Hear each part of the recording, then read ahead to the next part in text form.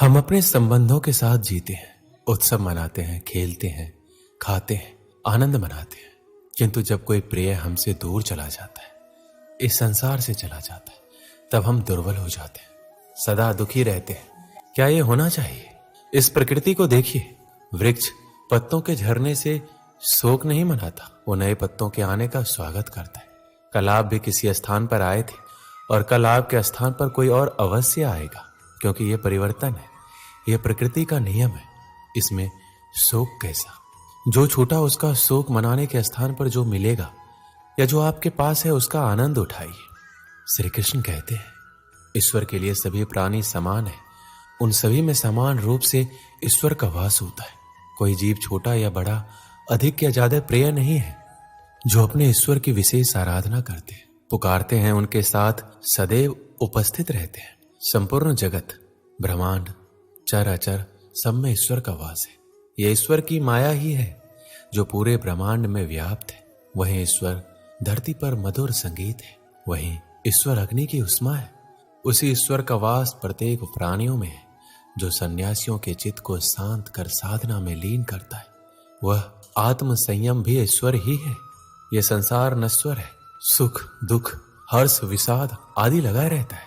क्षण भर के सुख से जो खुश नहीं होता और अशुभ होने पर जो दुखी नहीं होता, वह व्यक्ति सच्चा ज्ञानी होता है। उसे ज्ञात होता है यहाँ सब कुछ क्षण भर के लिए होता है, भले ही वह सुख हो या दुख। ये जीवन कर्म प्रधान है।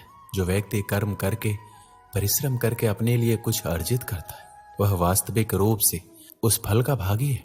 अन्यथा वह चोर की भांति है, जिसे बैठे बिठाए सब मिल जाता है। जिस व्यक्ति के पास आपके लिए मान सम्मान और कद्र ना हो, उनके साथ रहना व्यर्थ है। वह सदैव आपके लिए शत्रुता का भाव रखते हैं।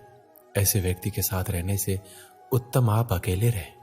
श्री कृष्ण कहते हैं, इस जीवन में अधिक सीधा होना, सरल होना भी अनुचित है। जो सरल और सीधे स्वभाव का होता है, लोग उसका अनायास फायदा उठाते हैं। यह जीवन एक रणभूमि है, यहाँ निरंतर संघर्षों का सामना करना पड़ता है। इस संघर्ष रूपी महाभारत में स्वयं अपना सारथी, अपना मार्गदर्शक और योद्धा बनना होता है। जिनकी किस्मत अच्छी होती है, जिनके पास किसी साधन की कोई कमी नहीं होती, वह थोड़ा सा भी कष्ट नहीं झेलती। थोड़ी सी भी कमी होने पर भगवान को कोसते हैं। वहीं जिनके पास अभाव होता है, जिनके पास साधन की कमी होती है, उनके पास थोड़ी सी भी बरकत हो या खुशी मिले, वह भगवान को धन्यवाद करते हैं। ये पृथ्वी नश्वर है, यहाँ सब कुछ गतिमान है। जिस प्रकार सुख दुख में जीवन आता जाता है, उसी प्रकार मृत्यु और जन्म यहाँ लगा रहता है। इसमें खुश होना या दुख मनाना व्यर्थ है। मुंह से माफी देना और हृदय से माफी देने में काफी अंतर है। मुख द्वारा दिए गए माफी को तत्काल प्राप्त किया जा सकता है, किंतु दिल की माफी प्राप्त करने में उम्र बीत जाती है। प्रभु अपने भक्तों की सदैव परीक्षा लेते रहते हैं। इस परीक्षा में भक्तों को अनेकों कष्टों का सामना करना पड़ता है। सामान्य लोग इसे अपना दुख मानकर पीछा छुड़ाते हैं, वहीं साधक तथा प्रेमी प्रभु की इच्छा समझकर उसका सामना करते हैं। सांसारिक सुख क्षणिक होता है। जो सुख आज प्राप्त हो रहा है, वह सुख स्थायी नहीं है। यह सुख आपके साथ सर्वदा नहीं रहने वाला। आपको दुख भी प्राप्त होगा, परंतु संसार से वियोग अर्थात मुक्ति परम आनंद को प्राप्त कराती है। यह ईश्वर तक पहुंचाती है। माना जाता है जीवन के पूर्व कर्मों का फल इसी जन्म में होता है। जितने भी रिश्ते, नाते, सुख दुख व्यक्तिगत जीवन में प्राप्त होते हैं, वह पूर्व जन्मों का फल है। वरना कौन इतनी बड़ी दुनिया में आपसे दिल लगाता है। राधा और कृष्ण दोनों अवतारी थे। दोनों का जन्म कुछ विशेष परिस्थितियों के लिए हुआ था। उन दोनों का मिलना बिछड़ना बस एक प्रक्रिया मात्र थी, जिनके माध्यम से प्रेम का वास्तविक रूप समाज में दिखाना था। आस्था और प्रेम पर व्यक्ति का स्वयं नियंत्रण होता है। जहां आस्था और प्रेम लग जाता है, वहीं श्री कृष्ण के दर्शन हो जाता है, क्योंकि श्री कृष्ण सर्वव्यापी है। कृष्ण को जो भी भक्त सच्चे हृदय से पुकारता है, वह उनके साथ सदैव खड़े हो जाते।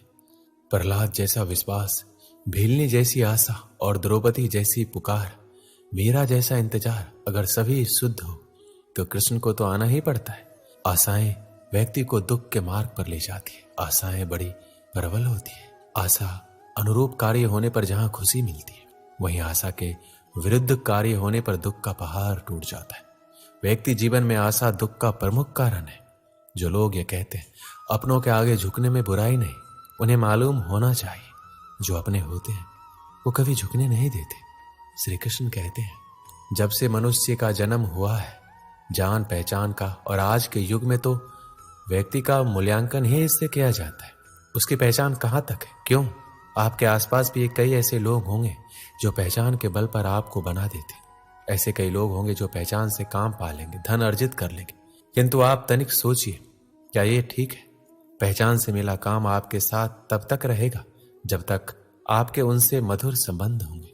जब तक आपके उनसे मधुर संबंध होंगे, संबंधों में खटास आई और काम निकल गया हाथ से, तो अब क्या किया जाए? इसका उत्तर है काम। अपना काम पूरे मन से करो, अपना काम निश्चल से करें, क्योंकि पहचान से मिला काम अधिक समय तक नहीं टिकेगा, किंतु काम से मिली पहचान युगों युगों तक टिकेगी। श्री कृष्ण कहते हैं, जीवन में कुछ कर दिखाना है, आकाश की वो सीमा छूनी है जिसे छूने के विषय में आप कभी सोच नहीं सकते, तो अपने भीतर से ये 3 गुण अर्जित कीजिए। पहला, अपने लक्ष्य को पाने की चाह, लगन, यह आपसे वो करवा सकता है जो आप कभी नहीं कर सकते। दूसरा, साहस, संकट उठाने की क्षमताएं आपसे वो करवा सकता है जो आप करना चाहते हैं। और तीसरा है अनुभव। अनुभव आपको ये बताएगा कि आपको क्या करना चाहिए। तो जिसने चाह, साहस और अनुभव, इन 3 गुणों को पा लिया, उनके लिए संसार में ऐसा कुछ भी नहीं जो वो नहीं पा सके। स्वप्न और लक्ष्य कितने समान लगते हैं। इन दोनों की व्यक्ति कल्पना करता है, इन दोनों को व्यक्ति पाना चाहता है, और ये दोनों पूर्ण हो तो व्यक्ति स्वयं को भाग्यशाली भी समझता है। किंतु इन दोनों में अंतर है। अंतर यह है कि स्वप्न के लिए बिना मेहनत की नींद चाहिए और लक्ष्य के लिए बिना नींद की मेहनत। जो व्यक्ति स्वप्न में देखने में रह जाता है, उठने के पश्चात उसके हाथ खाली रहते, और जो व्यक्ति मेहनत करता है सोते समय उसके हाथ उसका लक्ष्य होता है। इसलिए यदि स्वप्न भी देखो तो लक्ष्य समझ के। दीपक जलाने का कार्य कितना सुखमय होता है। प्रकाश की ये लौ मानो भीतर जाकर मन में उल्लास भर देती कि ये मैंने क्या कर दिया, मैंने इसे बुझा क्यों दिया, जबकि इसी से मैंने अन्य दियों को जलाया है।